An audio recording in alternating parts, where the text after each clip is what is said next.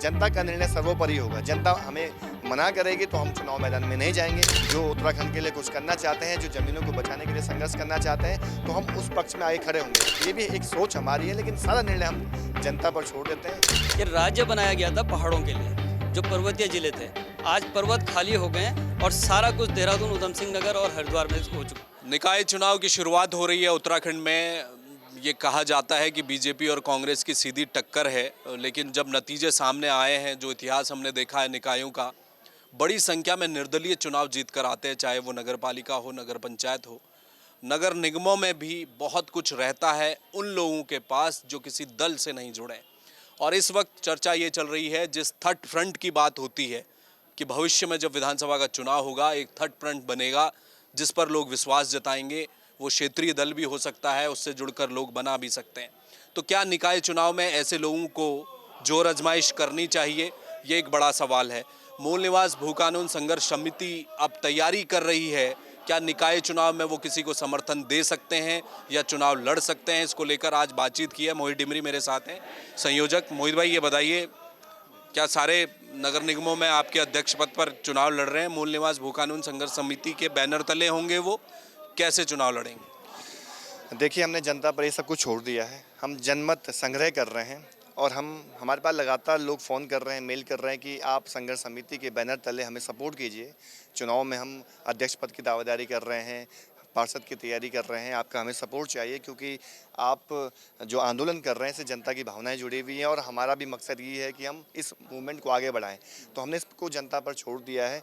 अभी हमने एक नंबर जारी किया है, इसके साथ ही साथ हम ऑनलाइन सर्वे भी कर रहे हैं।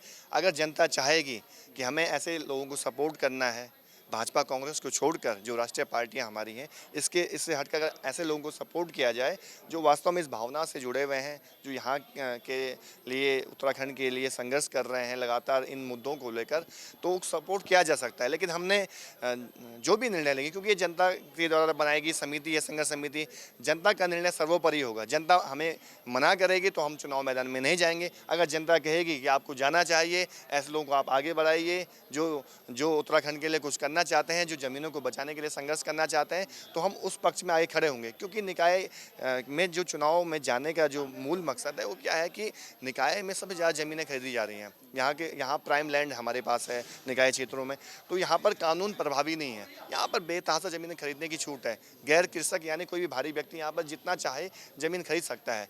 तो यहाँ ज़मीनों कैसे बचाएं, क्योंकि जो लोकल बॉडी होती है उसके पास भी शक्तियाँ होती हैं अपने भूमि प्रबंधन की। तो अगर हो सकता है कि हम लोग ऐसे लोगों को चुनकर बोर्ड में भेजें, अध्यक्ष बनाएं, पार्षद बनाएं, जो आने वाले समय में निकायों में ज़मीनों के कानून कड़े बनाएं, ताकि ज़मीनों की कम से कम रोक तो लगे निकाय क्षेत्रों में। तो ये भी एक सोच हमारी है, लेकिन सारा निर्णय हम जनता पर छोड़ देते हैं। अभी जो सर्वे में नतीजा सामने आएगा, जनता कहेगी आपको जाना चाहिए, तो हम निसंदेह ऐसे कैंडिडेट को जरूर सपोर्ट करेंगे जो इस भावना जुड़े हुए हैं। नहीं तो वो कौन होंगे? नगर निगमों के में भी होंगे, नगर पालिका, नगर पंचायत, सभी के होंगे? सभासद, वार्ड सदस्य, किसी के लिए भी कहीं से भी कोई लड़ सकता है? बिल्कुल, इसमें नगर निगम हो, नगर पालिका, नगर परिषद, नगर पंचायत या फिर वार्ड मेंबर, पूरे प्रदेश भर में जो यहाँ का एक तो मूल निवासी हो, दूसरा उस भावना से जुड़ा हुआ है, इस मूवमेंट से जुड़ा हुआ हो, जिसने इस मूवमेंट को आगे बढ़ाने में संघर्ष किया हो, जिसकी साफ छवि हो, जनता के बीच लंबे समय संघर्ष करने वाला व्यक्ति हो। बहुत सारे क्राइटेरिया इसमें हमने फिक्स किए हुए हैं। इसके लिए अगर जनता का पक्ष में सहमति होती है कि आपको चुनाव मैदान में जाना चाहिए, तो स्क्रीनिंग कमेटी भी हम लोग बना रहे हैं। स्क्रीनिंग कमेटी उन प्रत्याशियों का जो चिन्हित करेगी, उनका नॉमिनेट करेगी आगे के लिए। तो हम इसकी पूरी तैयारियां करेंगे। लेकिन जैसा मैंने आपको कहा, अभी ये हम एक शुरुआत करने जा रहे हैं, लेकिन ये सारा जनता पर निर्भर करता है। हमारे लोग इस बारे में क्या सोचते हैं, जनता की क्या भावना है। जो भी जनता का पक्ष होगा, जो सर्वे में निकल के आएगा, उसके बाद ही हम इस दिशा में आगे बढ़ पाएंगे। अच्छा, तराजू में मेढक तोलने होते हैं, निकाय के चुनाव हो, नगर पंचायत हो, नगर पालिका हो, क्योंकि ब्लॉक प्रमुख भी बनना है और वहाँ नगर पंचायत बहुत बड़ा खेल है। और विधानसभा, लोकसभा को हम देखते हैं, लेकिन जो धनबल अब इधर निकाय चुनाव में और पंचायत चुनाव में आ रहा है, वो बड़ा चौंकाने वाला होने वाला है आने वाले समय में। कैसे आप अपने लोगों को बांध कर रख पाएंगे वहाँ तक? उसकी क्या स्ट्रेटेजी है? लोग तो कह देंगे कि आप लड़ लीजिए चुनाव, और हमने धोखा खाते हुए भी लोगों को देखा है कि उन्होंने तो कह दिया चुनाव लड़ो, लेकिन खेल कुछ और हो गया। देखिए, हम हमेशा कहते आ रहे हैं कि उत्तराखंड में एक वैचारिक क्रांति का जन्म हुआ है। जिस परिकल्पना के लिए यह उत्तराखंड राज्य बनाया गया था, कहीं न कहीं पिछले 25 सालों में हमारी जनता ने देखा गया कि उत्तराखंड की जनता ठगी गई है। ये राज्य बनाया गया था पहाड़ों के लिए, जो पर्वतीय ज़िले थे। आज पर्वत खाली हो गए हैं और सारा कुछ देहरादून, ऊधम सिंह नगर और हरिद्वार में हो चुका है। तो हम हमेशा कहते हैं कि ये वैचारिक क्रांति की शुरुआत है। तो जो लोग इस वैचारिक क्रांति से जुड़े हुए लोग हैं, जब वो हमारे नगर पालिका और इन सब जगहों पे आएंगे, तो निश्चित रूप से एक नई राजनीति का जन्म उत्तराखंड में हो रहा है। और जो ईमानदारी से काम करेगा, जो लगे हुए हैं, जो लोग लगे हुए हैं, वो ज़रूर उत्तराखंड के हितों के लिए काम करेंगे। सर, मैं आपसे ये जानना चाह रहा हूँ, मैं इनसे यही सवाल पूछ रहा था। बीजेपी कांग्रेस एक दल है, निकाय चुनाव में सिंबल नहीं बटेगा, तो सब लोग एक तरह से निर्दलीय हैं, लेकिन वो अपनी अपनी पार्टी की विचारधारा से जुड़े हुए हैं, तो वो तो मजबूती से खड़े रहेंगे। आप लोग कैसे करेंगे? मतलब ये इसके पीछे का कारण क्या है? आप लोगों के तो सारे लोग स्वयंभू होने चाहिए ना, कि मतलब वो जो मूल निवास भू कानून के लिए आप सोचते हैं, वैसा ही वो व्यक्ति भी सोचना चाहिए, तभी खड़ा रहेगा, वरना वो चले जाएगा किसी दल के साथ। जी, देखिए प्रजातंत्र की सबसे खूबसूरत बात ही ये है कि ये आपको मौका देता है अपने पक्ष को रखने का, अपने मुद्दों को रखने का। जैसे कि आपने अभी दल की बात करी, वो एक विचारधारा से जुड़े हैं, चाहे वो कांग्रेस हो, चाहे वो भाजपा हो। लेकिन जब हम अपनी बात करते हैं, जब हम समिति की बात करते हैं, संघर्ष समिति की बात करते हैं, जनता की बात करते हैं, तो ये जनता उनकी विचारधारा से बड़ी विचारधारा के साथ जुड़ी है, और वो बड़ी विचारधारा है न्याय की विचारधारा। क्या ये बात सही नहीं है कि मूल निवासियों के साथ अन्याय हो रहा है? ये बात सच है। और जो मूल निवासी हैं वो भाजपा में भी हैं, वो कांग्रेस में भी हैं, वो समिति में भी हैं, और वो जनता भी है। आपको जानकर ये हैरानी होगी, जब हम लोगों ने ऋषिकेश में रैली करी थी और जो लगभग 18,000 से ऊपर लोग हमारे वहाँ पर एकत्र हुए थे, उसमें कांग्रेस के भी लोग थे, उसमें भाजपा के भी लोग थे, उसमें जनता भी थी।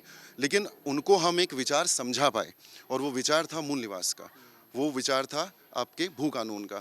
और इसी विचार के साथ हम जनता के सामने जाएंगे, और हमें पूरा भरोसा है कि जनता जो है इस विचार को स्वीकार करेगी और वो इस मुद्दे के साथ आगे बढ़ेगी। मोहित भाई, मुझे एक सवाल का जवाब दीजिए। मूल निवास भू कानून एक ऐसा मुद्दा है उत्तराखंड में जो सीधे दिल पर वार करता है। वो चाहे धारचूला में बैठा हो, उत्तरकाशी में बैठा हो, या देहरादून में बैठा हो, या वो लोग जो दिल्ली मुंबई में बैठे हैं उत्तराखंड के, लेकिन वो मूल निवास भू कानून के नाम पर कहते हैं कि नहीं होना चाहिए। आप मुझे बताइए, अगर आप पॉलिटिक्स में आ जाएंगे तो जनता को क्या मैसेज दे पा रहे हैं आप? तो अगर जनता कहेगी अगर आपको भी बीजेपी कांग्रेस की तरह राजनीति करनी है, हम तो आपके साथ एक मुद्दे के लिए जुड़े थे, उस मुद्दे का क्या होगा? क्या उससे भटकना तो नहीं है? क्या समझा पा रहे हैं आप उनको? देखिए, जैसे मैंने आपसे कहा कि हम अभी जनमत संग्रह कर रहे हैं। अभी हमारा निर्णय फाइनल नहीं हुआ है कि हमें चुनाव मैदान में जाना चाहिए। ये हम सब जनता पर छोड़ देते हैं कि जो भी डिसीजन जनता का होगा कि आपको चुनाव मैदान में जाना है, चुनाव में प्रत्याशियों को सपोर्ट करना है या नहीं करना है, तो उसी के आधार पर हम आगे कुछ कह पाएंगे, आगे इसमें कोई निर्णय ले पाएंगे। क्योंकि देर सवेर जिस तरह के हालात इस राज्य में पैदा हो गए हैं, क्योंकि कानून विधानसभा के अंदर बनते हैं और विधायकों की जिम्मेदारी होती है कानून ऐसा बनाना जिससे हमारे यहाँ की ज़मीनें सुरक्षित हो, यहाँ के मूल निवासियों के अधिकार सुरक्षित हो।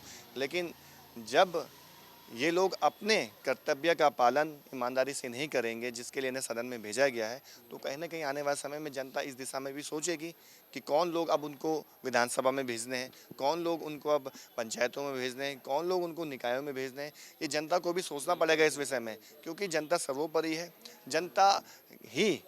जनता के मैंडेट से ही सरकारें बनती हैं, सरकारें बिगड़ती हैं, तो जनता ही सर्वोपरि मानते हुए हम ये बात कहना चाहते हैं कि आगे के निर्णय जो भी होंगे वो जनता हमारे सामने रखे। हम जनता पे निर्णय न थोपें। जनता हमसे क्या अपेक्षा कर रही है वो जनता हमको बताए, सर्वे के जरिए बताए, ऑनलाइन बताए, हमारे फ़ोन कॉल के जरिए बताए, फिर हम उस दिशा में आगे बढ़ने की सोचेंगे। फिर बहुत शुक्रिया। धन्यवाद। तो ये तमाम लोग वो चेहरे हैं जो मूल निवास भू कानून की लड़ाई इस समय उत्तराखंड में लड़ रहे हैं, एक और कदम आगे बढ़ाना चाहते हैं। उनका ये कहना है कि अगर विधानसभा में कोई कानून बन रहा है तो उत्तराखंड के लोगों की भागीदारी क्यों ना हो? इसमें क्या बुराई है राजनीति में? अच्छे लोग अगर राजनीति में आते हैं तो उन्हें आना चाहिए। अगर दिल्ली से आज तक उत्तराखंड में जो भी मुख्यमंत्री बना है वो दिल्ली में फैसला हुआ है, क्या ऐसा दिन भी कभी आए कि दिल्ली के बजाय देहरादून में बैठकर जिस दिन उत्तराखंड का मुख्यमंत्री तय होने लगे लोगों की भागीदारी राजनीति में हो। ये उत्तराखंड के ही तो विधायक हैं सारे, कौन है बाहर का, सभी यहीं के हैं। लेकिन अब क्या ये बदलाव का समय है? क्या इस तरह के लोग जो मूल निवास भू कानून की मांग कर रहे हैं उन्हें राजनीति की तरफ आना चाहिए? और भी एक थर्ड फ्रंट की बात की जाती है। ये विषय लगातार चलता रहेगा आगे। कैमरामैन मयूर उपाध्याय के साथ हेमंत, जय भारत टीवी।